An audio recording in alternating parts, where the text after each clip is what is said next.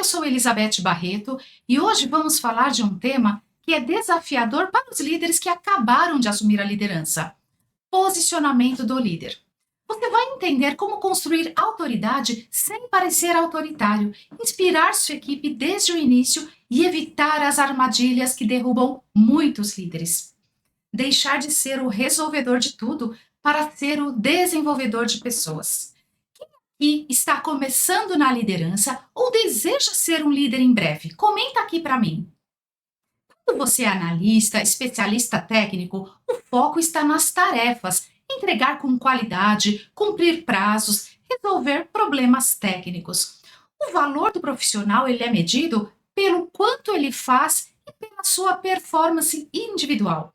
Já o líder, o foco muda para as pessoas e os resultados coletivos, garantir que o time entregue e cresça.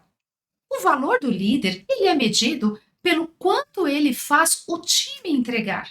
Ele não controla mais cada detalhe, ele precisa delegar, orientar e acompanhar. O resultado, ele vem da capacidade de influenciar pessoas e não apenas do próprio esforço. Quando você é executor, é como se fosse o jogador dentro do campo. O jogador ele corre, dribla, marca o gol.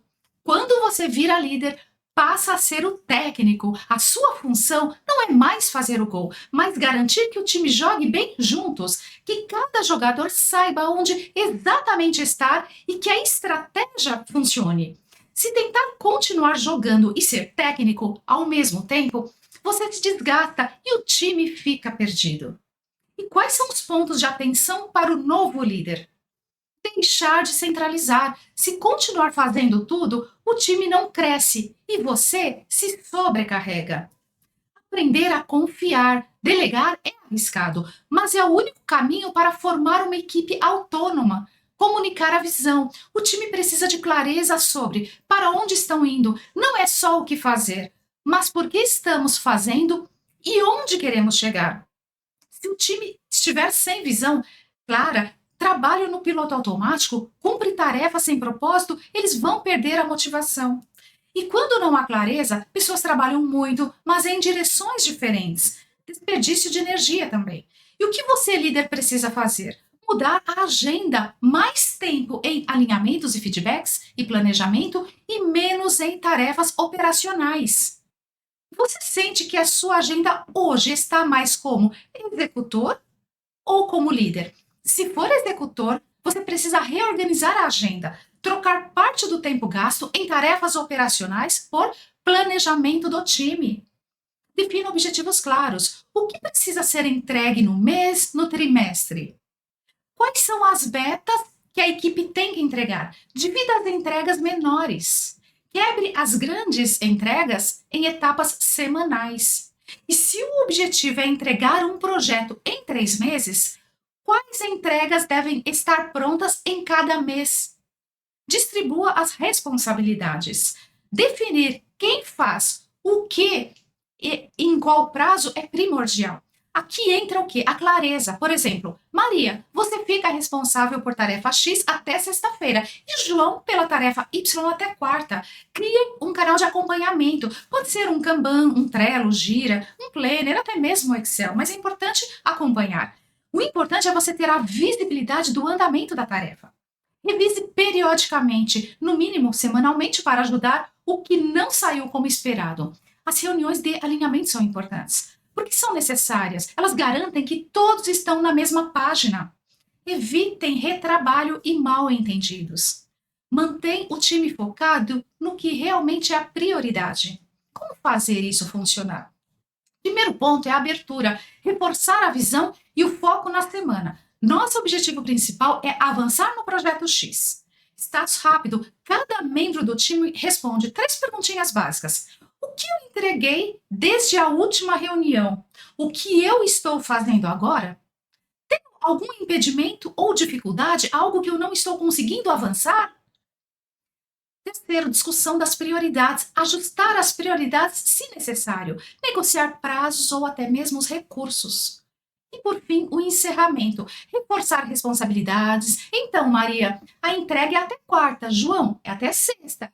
e eu vou apoiar no alinhamento com a outra área. Agradecer as contribuições e reforçar a confiança. A reunião de alinhamento, ela é como checar a bússola, garante que o time continue indo na mesma direção, sem desviar o caminho.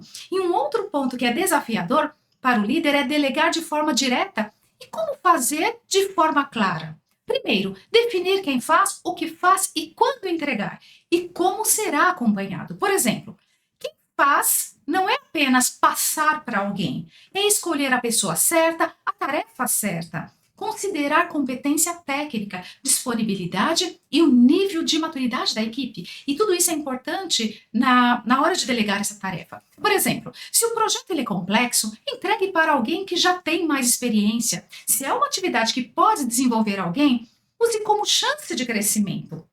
O erro mais comum é dar tarefas vagas, tipo, resolve isso aqui, entrega esse trabalho. O líder, ele deve explicar exatamente o que precisa ser entregue. Exemplo, faz um relatório da área.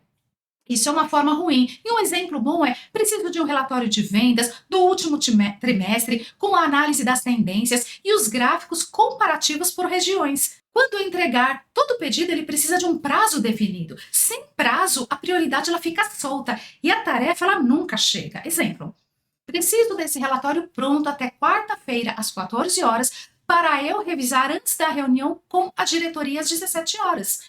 Como será acompanhado? Delegar não é abandonar. Precisa definir como será o acompanhamento. Por exemplo, reuniões de checkpoint, atualizações rápidas por mensagens, apresentação parcial antes da entrega. Isto tudo evita surpresas de última hora, né? E dá segurança tanto para o líder quanto para o colaborador. Delegar não é simplesmente passar a bola e torcer para que tudo dê certo. É deixar claro, quanto mais clareza, melhor. Quem vai fazer, o que exatamente precisa ser feito, até quando precisa estar pronto e como eu, como líder, vou acompanhar essas entregas. Quando você define esses pontos, tira a chance de mal-entendido e cria confiança.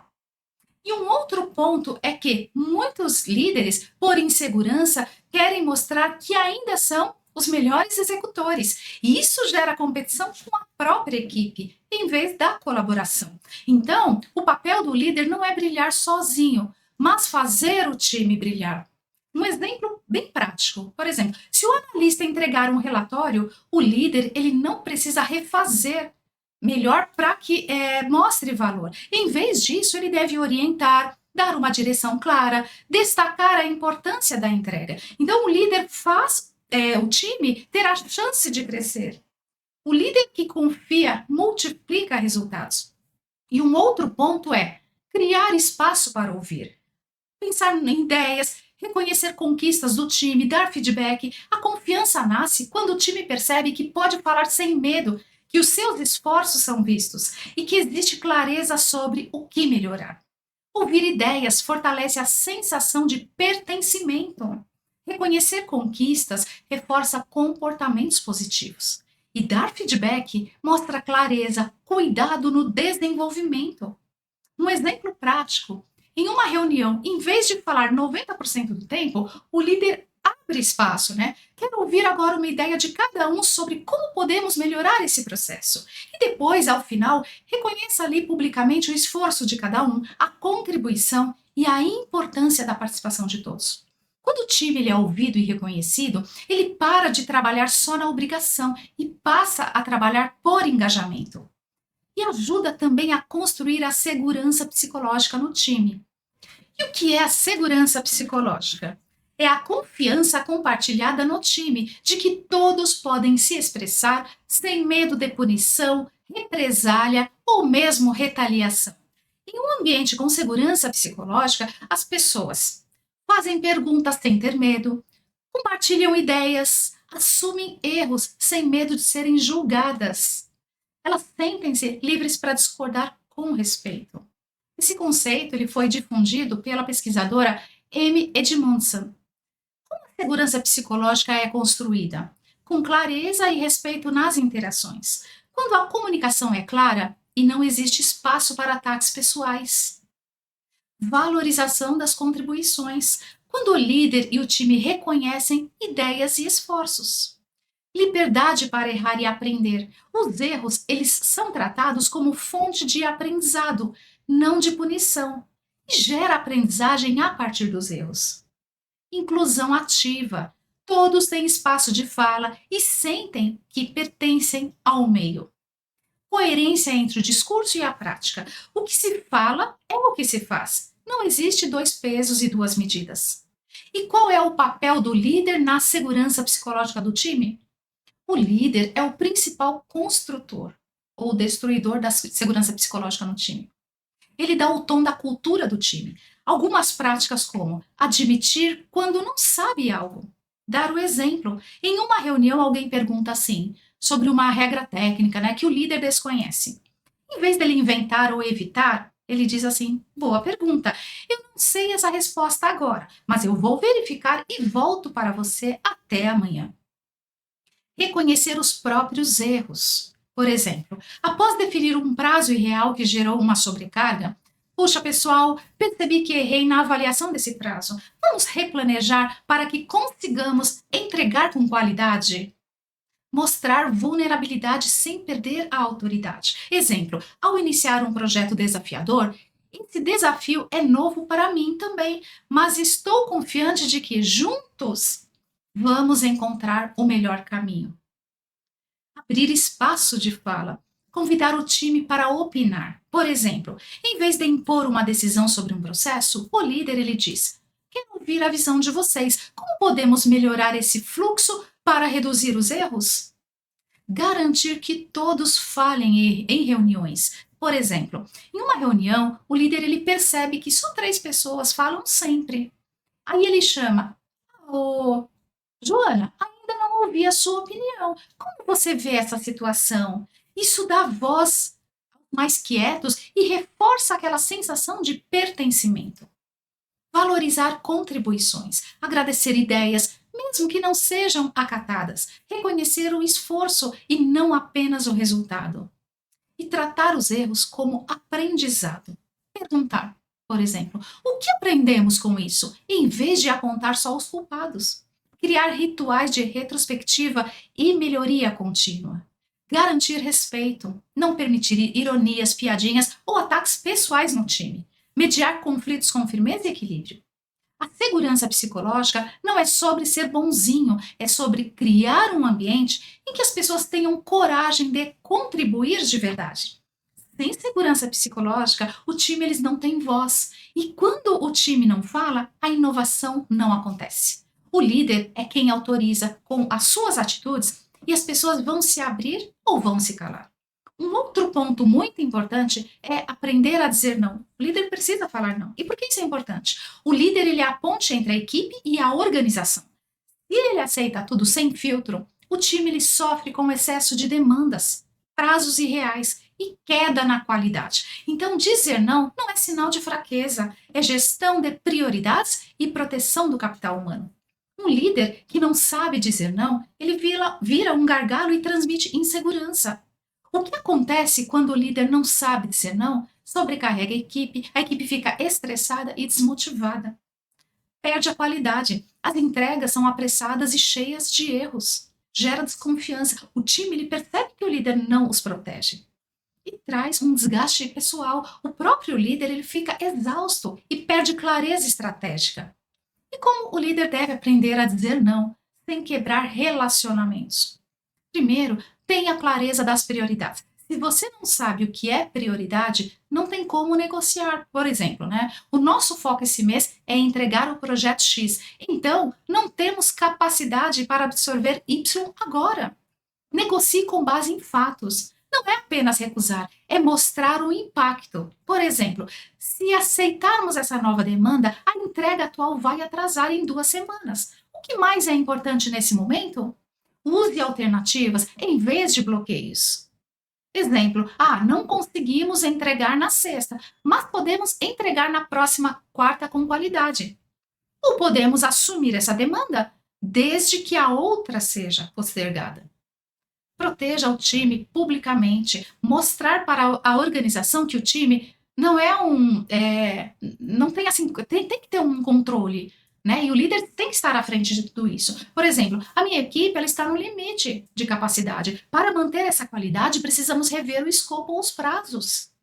Desenvolva a assertividade com respeito, não é grosseria. Isso tudo é clareza. Não é que não queremos fazer, é que não conseguimos absorver sem comprometer a qualidade e a saúde do time. O líder, ele precisa filtrar demandas, não repassar tudo de forma automática. Negociar prioridades com os pares e os superiores. Comunicar o que é viável e o que não é. Proteger o time de sobrecarga e manter um ambiente sustentável. Dizer sim para tudo é o caminho mais rápido para o fracasso do líder e da equipe também. Não é recusar por recusar. É negociar o que faz sentido para o time e para a empresa. E para você que quer dar o próximo passo na sua liderança, eu tenho aqui um convite muito especial para te fazer. Hoje foi o que eu consegui entregar.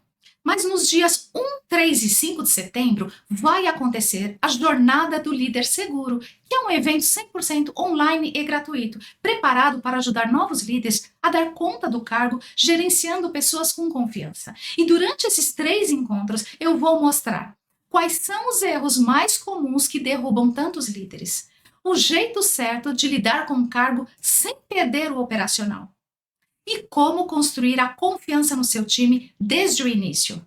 Se você acabou de assumir a liderança ou sonha em liderar, você não pode ficar fora dessa. Te vejo lá!